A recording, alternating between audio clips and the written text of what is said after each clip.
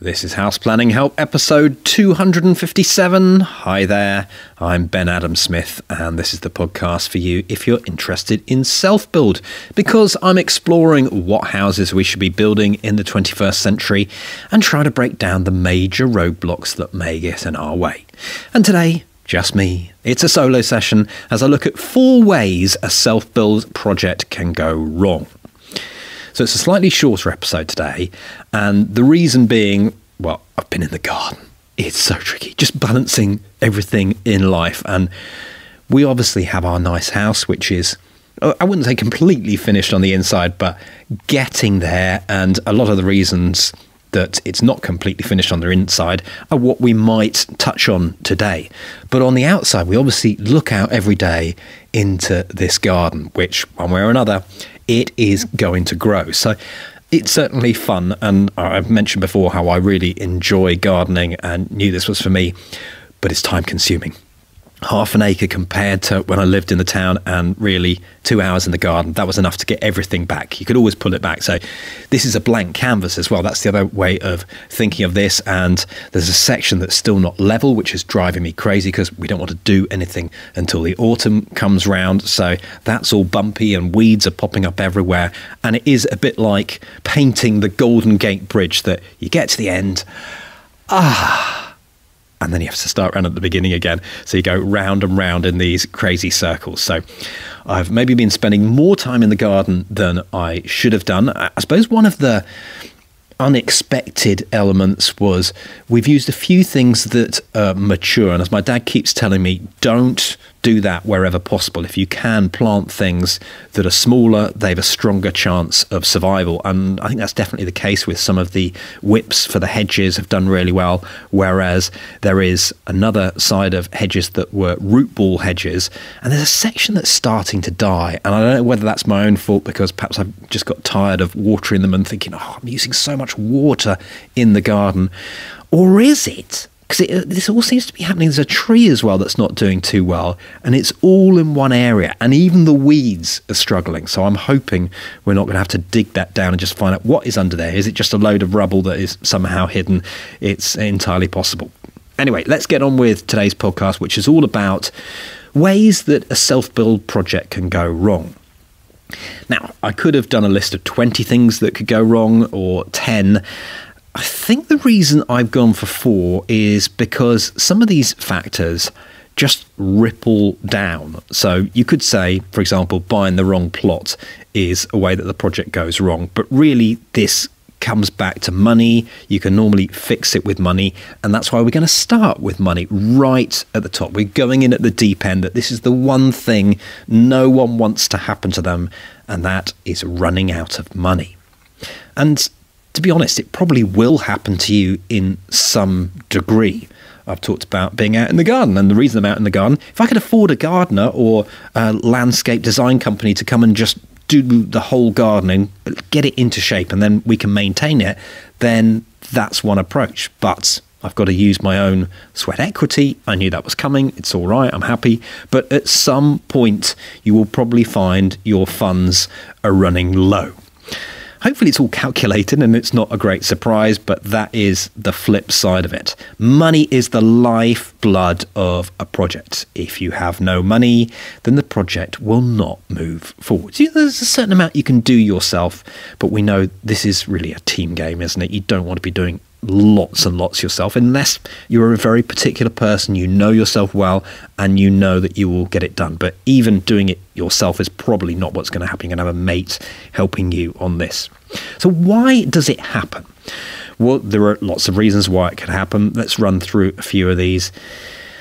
I suppose the biggest one is probably that you're overspending somewhere else. And this comes back to the budget, perhaps being a little bit unrealistic. We could throw in other things, surprises. Maybe you haven't done your research. We talked about the plot not being right. Well, let's say you've bought a sloping site. We know you can have all sorts of problems until you're out of the ground. So you've been sinking money in there where you really don't want to, but you have to, because otherwise the rest of the house may crumble at some point.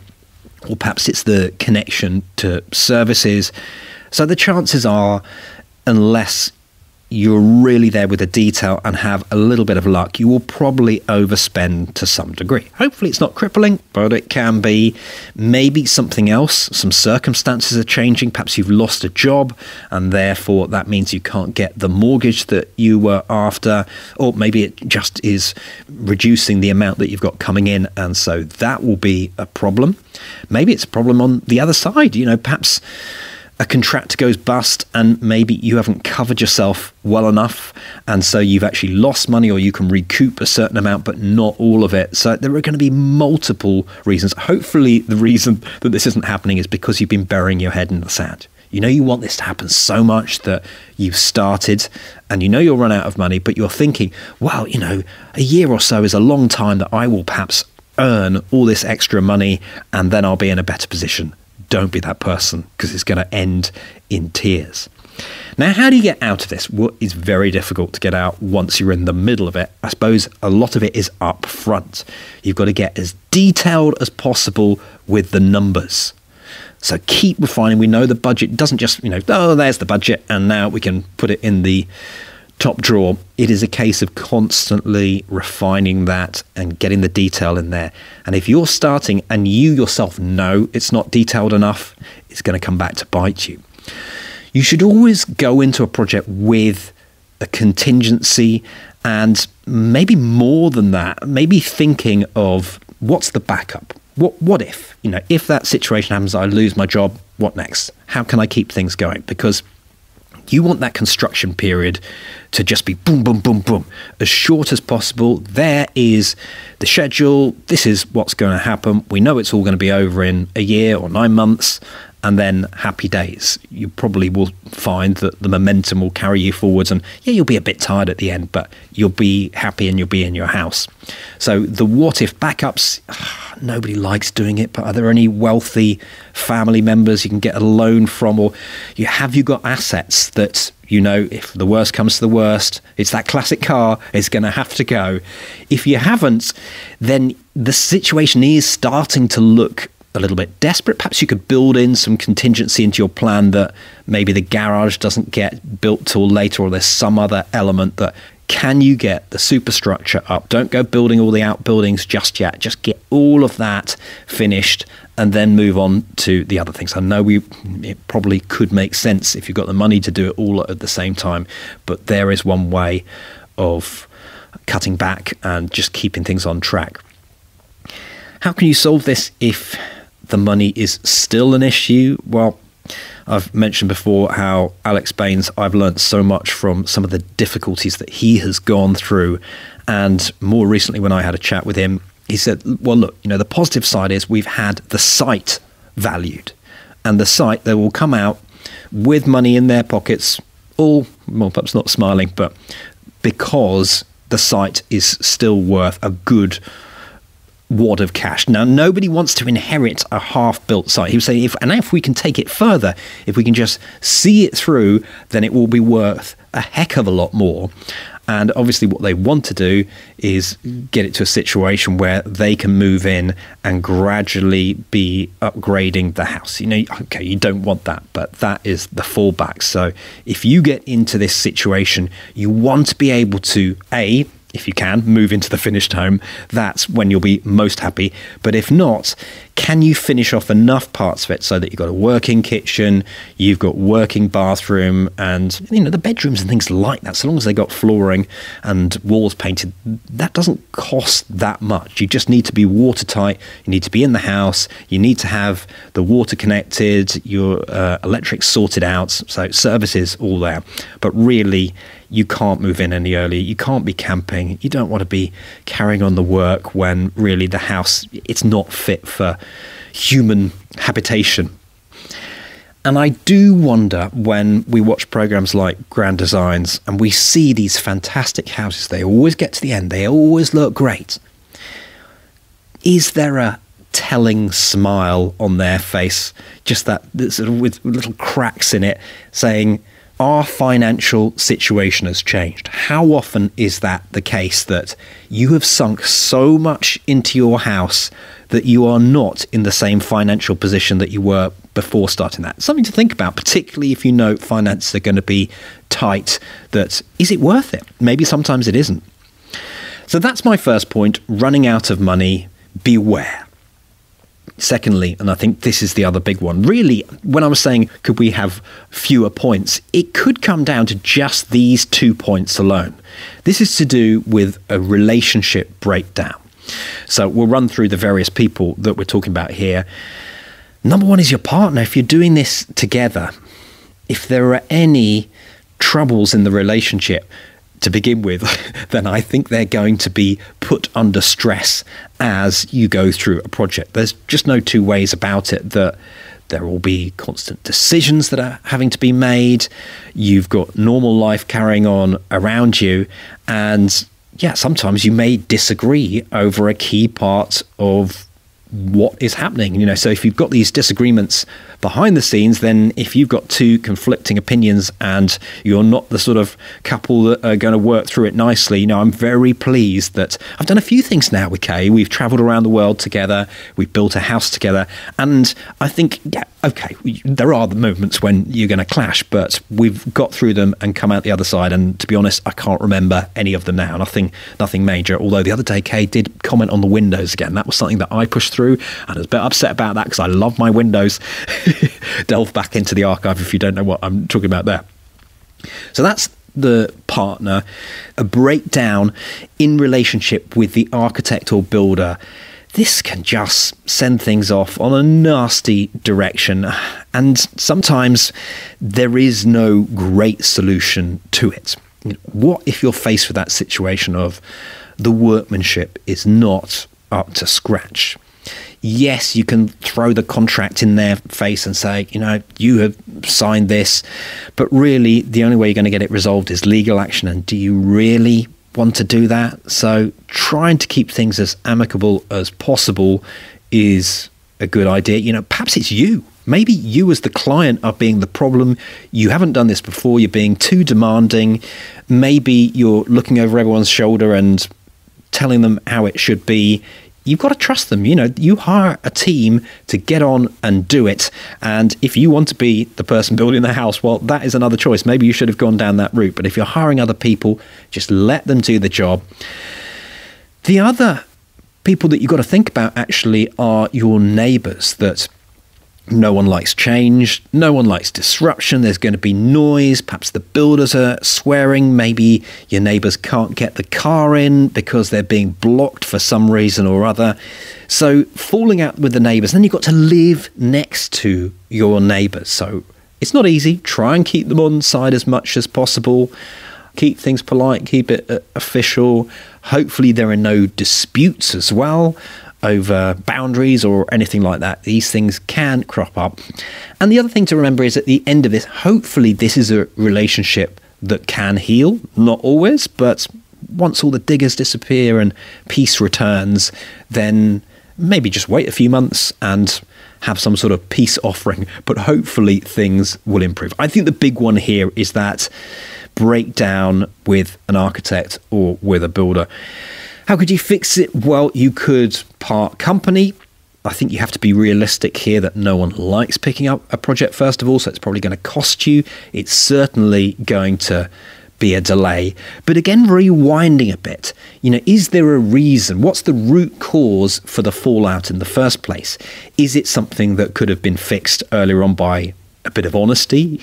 Is that actually what's happened, is that you've gradually stopped communicating and then it's turned into something quite big because there's been a misunderstanding? And it's amazing how quickly it can happen. That's why regular meetings are definitely the way forwards.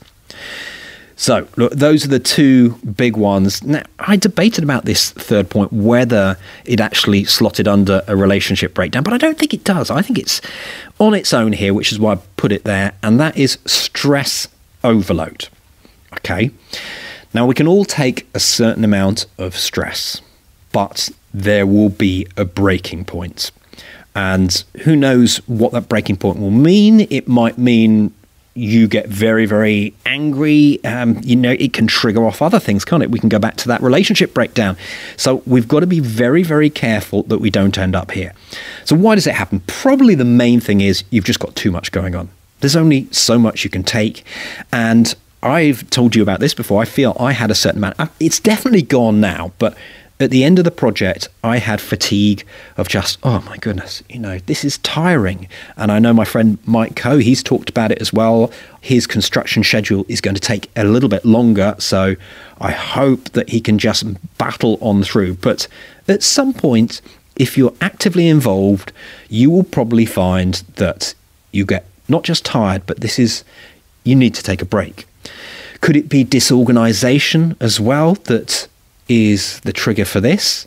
And then what ends up happening is the time frame keeps on extending and going on and on. That's why having some form of schedule which really you are sticking to, or you're constantly reviewing why you're not sticking to it, or having those key professionals involved, is going to make the world of difference. And this should be a warning sign too. If you can't see a way out, if you really think the finances are getting too much and you can just feel it coming from every angle, the solution, well, I haven't been here myself, but I do think if there's any way to bring in reinforcements of some kind, other people, skilled people, take time away. It may not be what you want to do, just put things in perspective, meditation, but you do not want to be that person that ends up hating the house that you move into. And I've met those people before. Some of them have worked through it over the course of several years, but it's almost like coming to terms to it, that they can talk about it now, but for a long time they were bitter. And I think that's why I've put this in its own separate category, because it's not the same as a relationship breakdown. You can fix relationships sometimes, or no, it is just straight over. This is a mental scar that weighs on you. Number 4, this is our final one, and I've put this on here. It's slightly different from all the other points because I do think that this is just so key. It's rushing the design process. We all want to see results. And when you're dealing with paper, well, what's this? Just paper. It's meaningless. Well, it's not. You've got to realize this is part of the process.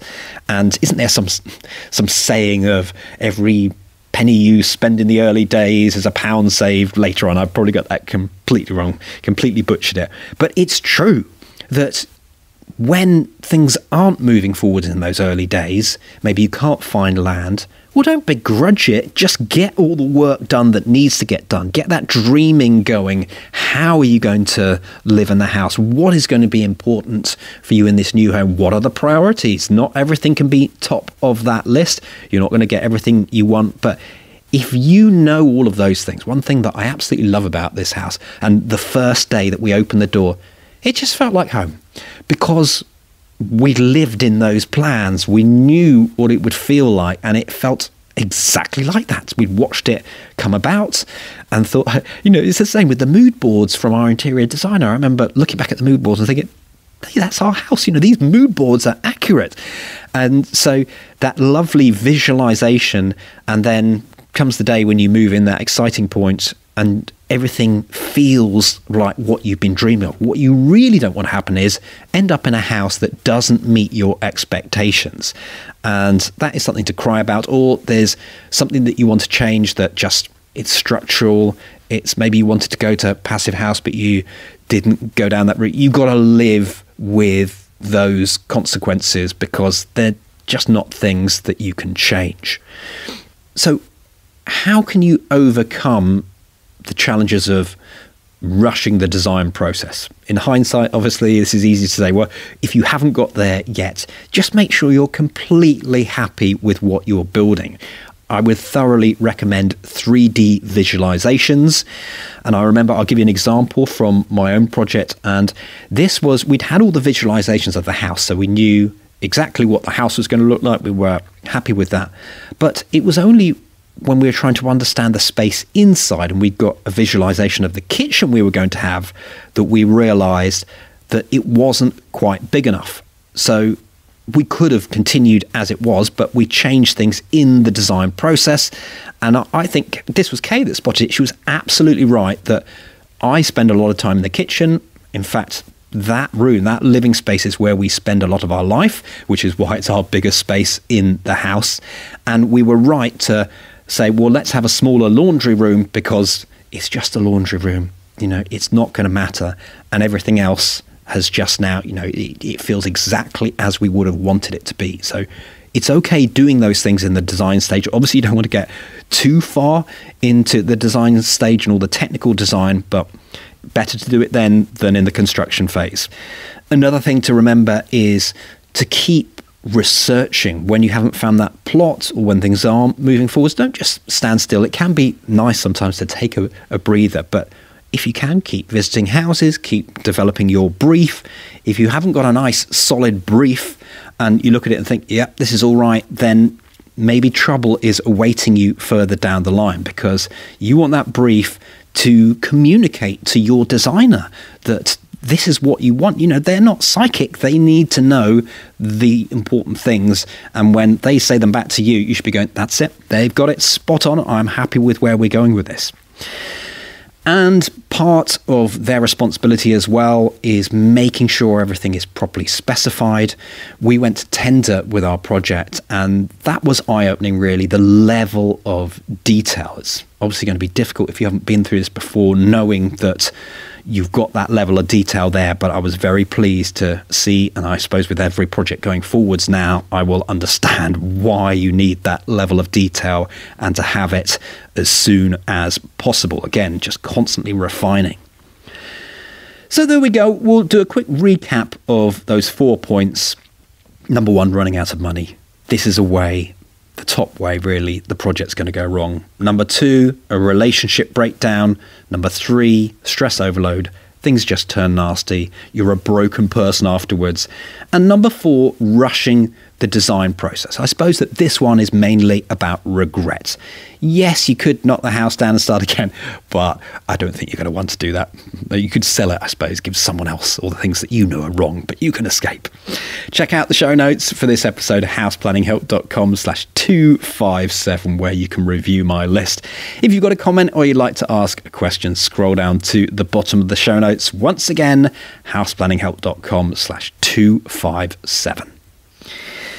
Let's finish up on a hub update, and we've got a new video in. This is one of our in-depth video case studies. In fact, it's my own project, so we've got 3 in there now: Long Barrow, Buckinghamshire Passive House, and my own project. So this video takes us from posi joists, ventilation ducting, flooring, to the final block work, and I'm going to play you a quick clip. This is Mark doing a little update within this video.